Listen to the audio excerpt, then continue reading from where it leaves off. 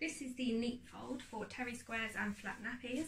It does give you a really neat fold once it's on baby, and it tends to put most of the absorbency through the whole of the nappy, so you don't have it in any one particular place. It's good for smaller babies in that you don't tend to need your absorbency centred in a certain area, but it is adjustable, so you can make it work for most sizes. It may be outgrown as your baby gets a lot bigger, but it's very simple to do. So you just need to have your terry in a diamond shape, and you want to pull the centre parts up into the middle. Now what I've done there is overlap them, and that's just because we're going to show you how to do it on a smaller baby. So you can bring them in and overlap them, and this is your height here because this is the front and this is the back of the nappy. So if you are having a taller baby, then you can just centre them like this, and again the back of your nappy in the front, so that gives you an idea of length. So we're going to over exaggerate that just to show you how to do it on a smaller baby. And now you can pick up the corner piece from the side, and this is going straight over onto the top. Generally speaking, we line it up down through the centre point, and again the same with the other side. As you can see, that gives you quite a wide fold, which is fine if your baby's much bigger, but as we're doing this for a younger baby, we're going to over exaggerate that again.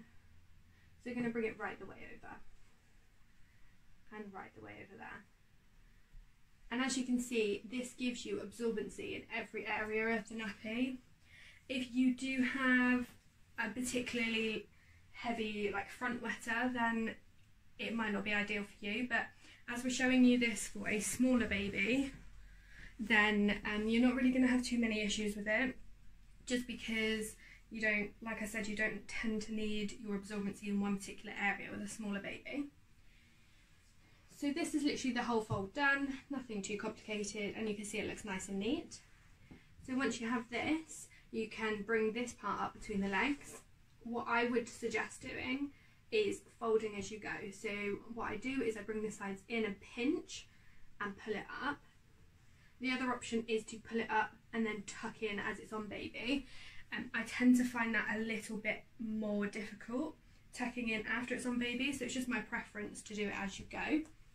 So squeeze in and tuck it up, and then this forms your wings. So as you can see, I've done this for a very small baby, in that this doesn't give you a very big waist at all, and that's why it is completely adjustable, so you can bring these parts over less to give you a bigger waist. So once you have it on your baby, you then pull your waist tabs over and secure with a nipper or a snappy, or if you prefer, you can use a traditional terry pin. And that is your fold done. Really simple, it doesn't take too much learning, and it does give you a really neat fold. Once you have that fold, you're going to want to pop a wrap onto baby, just making sure the elastic only comes just above the terry. It doesn't need to come much further up, so you don't want lots of space there.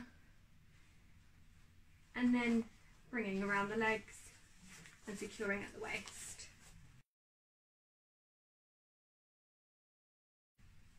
Once you have that on your baby, just make sure that everything is tucked neatly inside, so you don't have anything poking out of the leg holes or at the back. You can simply just tuck it in and pull the wrap around, and that's it. A lovely fold, particularly geared towards smaller babies, but as I say, you can make it work for larger babies too.